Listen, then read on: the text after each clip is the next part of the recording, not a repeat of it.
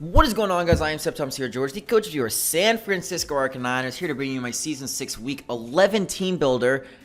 2 more battles to go, guys. It's almost the end of the season, and we are going to be playing the New Orleans Pelippers, or John, a.k.a. Pokemon, today. So, John and I, we are in an interesting... I'll talk about it at the start of the battle. I'll just go through the team very quick. I'll talk about it when I record the battle, because that's a whole thing between the two situations that we are in right now. But you guys see an interesting Manaphy set right here. I don't know why more people don't try to use this set. I feel like it's actually very good, and I really wanted to try it in this battle because it actually does a lot of work against John's team. John has a few Pokemon that completely outspeed Manaphy and make it hard for it to sweep. The way I got around that is by the Salac berries. So with the combination of Scald and Signal Beam, as we saw in the match of John versus MV with the Gorbis and the Shell Smash, and then just the Scald and Signal Beam swept the team. In my case, I don't have the ability of getting the speed, so I decided I would do the same type of sweep, but I would attain it in a different way. So I got the Tail Glow, and then I can sweep the mons that are slower, and then as soon as something like Cryogonal comes out, or the Latios, I click Endure, and then I get dropped down to my Salac Berry, and he all of a sudden just like, what the fuck? What? And then I proceed to do happy things to him, in my mind. So that is this set right here. We have enough speed to outspeed Megalopony, man +1 something on his team. That could be Choice Scarfed, I forget what. Endure also allows me to go for fun little Sucker Punch War with his Bisharp, so that's the set, guys. The only thing that can really threaten this thing, if I go down to my Salac Berry, is the Mega Lopunny, but I do have a very good check to my Mega Lopunny, as you guys will to his Mega Lopunny. It was mine last season, as you guys will see later on. Next we have the Sash Mamoswine with the Ice Shard, the Earthquake, the Stealth Rocks, and the Knockoff. So with this set, Ice Shard does immense things to this man's team. Mega Lopunny doesn't appreciate it. Latios dies to it. Landorus dies to it, and I'm pretty sure he's going to be bringing those 3. And the Earthquake absolutely destroys the things like Reuniclus if it's not defensive, the Bisharp. So this Pokemon does great against his team. I have the Rocks on it, of course, because Rocks do hurt his team a lot, and it'll be nice to get him up pretty early in the game. Knockoff's a pretty standard move. It hits through Reuniclus for super effective damage, as well as the Latios. So those were the 2 main reasons why I decided of Knockoff. I could have run Ice Cold Crash, but Knockoff is Knockoff. You can just put that on any Pokemon. It's going to be a good move. Speed, I forget why I have this speed. I think it's Jolly Bisharp, to be honest. I'm pretty sure that's it. Not positive, though. Don't quote me on that. I have 159 here and 158 here. The hell did I do? I fucked up somewhere. And I think these 4 EVs don't even matter. Do they change anything? No, they don't change anything, I don't think. Yeah, I'm right. Okay. Yeah, they don't do anything, so that's why I don't have them in there. But this is actually not expert belted. I changed this literally last minute. I was deciding between the special set and the physical set if I wanted to go the Fire Blast and the Close Combat. And then I had the Vacuum Wave and then HP Ice or Grass Knot. I decided that I did that last time, and it's a little too obvious this time. And I'm nearly not, John is obsessed with running AV Reuniclus, and I know for a fact he's going to bring it. I don't have any doubt in my mind that he's going to bring that Pokemon, and it's not going to be Magic Guard, and it's not going to be a Calm Mind, because my team just loses to Calm Mind. It just actually does, because if he's a physically defensive set, my only hope is that my Snorlax can beat it, or my Manaphy can possibly take a hit and go for a Tail Glow. But John doesn't run Calm Mind. And that's just, people actually brought up to me, it's like, your team gets wrecked by Calm Mind, Reuniclus, or just Trick Room, and I'm like, he's not going to bring it.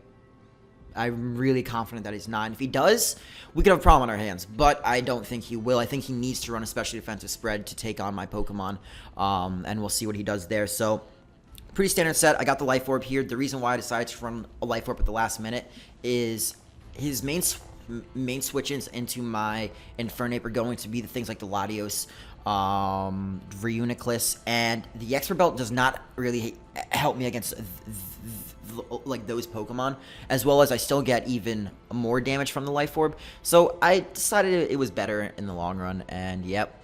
HB Ice is HB Ice as well on there because of the Landers. Don't want to be hitting that thing if I don't have to. Now, this is my way of dealing with the Mega Lopunny. So, I don't know if you guys ever thought you'd see a Needle Queen or King ever run Poison Point over Sheer Force, but you're seeing it today, guys. So, I was thinking between this and Fortress, and it came across me that he could just run the Fire Punch and kill my Fortress, basically. So, I was like, you know what? Gonna use Needle Queen as my physically defensive wall, and with Rest Talk, I actually completely wall and shut down the Mega Lopunny. Adamant could be a problem if he runs Adamant and the return. He could do like maybe 40% to me at max roll. I'm pretty sure it's like that. Maybe it's 45, but max roll is that. And then he has a 30% chance of being poisoned and a 100% chance of taking 16% of its health. So this Pokemon's main job is come in, take a hit. If I want to go for Super Fang, I do that. And if not, I rest. And then I recover up my health, and then I rinse and repeat until this man's poisoned, and he's in range of my priority on my team in the form of Mach Punch or the Ice Short, or he'll just die to Needle Queen. I don't know. But that is the plan with that Pokemon right there. Pretty much the only thing that does it. It also walls a Scavalier, which is great. Drill Run is a thing. I guess it's a thing, and I'm probably should be scared of it, but not too bad. It also walls the Bisharp to an extent, because if it wants to go +2, it can, but at the same time, like, Rocky Helmet, Earthquake Okos. So we have that.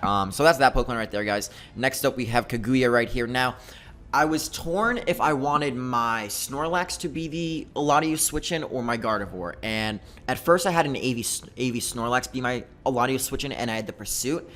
But then I decided, you know what? Let me run a physically defensive Gardevoir.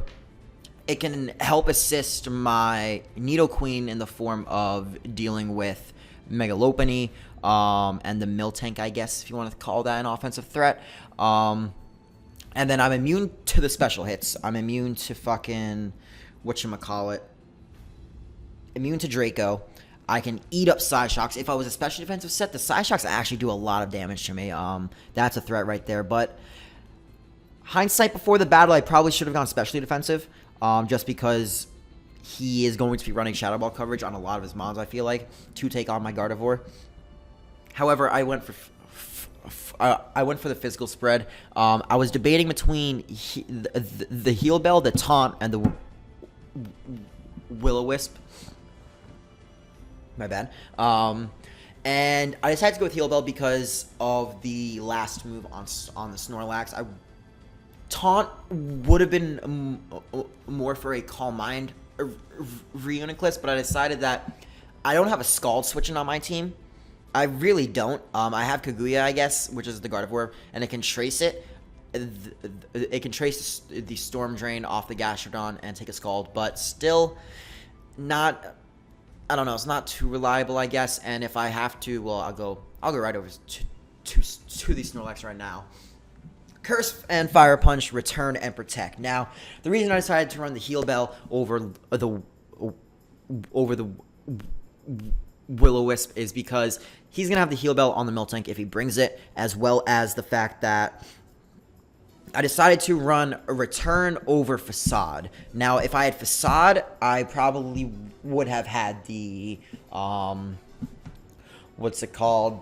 The Taunt or the Will-O-Wisp, but I decided for the Heal Bell because I decided to run Return, which means I can take Scalds, I can deal damage, then I can switch, and I can Heal Bell, I can go for a Wish, and I can do it all again. So, the thing with this set is, I go for Curse, and then the big thing about this is keeping my leftovers recovery going. I'm going to be going for Protect a lot with this Pokemon. The reason why is I'm going to be taking hits. I'm going to go for Curse, and that's my only form of recovery. I really wanted the 2 coverage moves in the form of the Fire Punch and the Return. Could have gone the Crunch and Return as well, but I decided Fire Punch is better because of the Bisharp and the Escavalier. I think he'll bring either of them. Not both, but at least, like, jeez, 1. That's how you say it. There you go. But anyway, just Protect, Curse, protect, curse, protect, curse, attack, protect, curse, protect. Literally, protect is going to be used every single other turn, so I can guarantee I get that leftovers recovery, because that's going to be crucial to keeping my guys alive. Anyways, guys, that's going to be the end of the video. If you did enjoy, I really appreciate you to comment, like, rate, or subscribe. Peace out.